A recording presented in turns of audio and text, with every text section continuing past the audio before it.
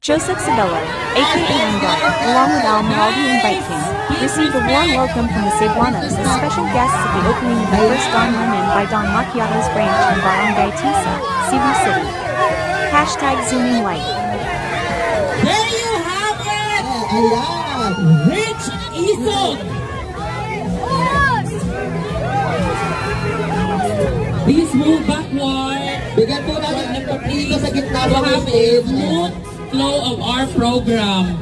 We will not be calling the next guest if hindi mo matawag space dito sa center. Tanong ako ng saan ka nag-aral? Saan ka nag-aral? Saan ka nag-aral? Lumaki ka na sa Can you convince us that you're a Filipino? At pinatay.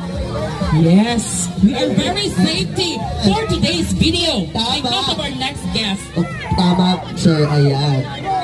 Hello.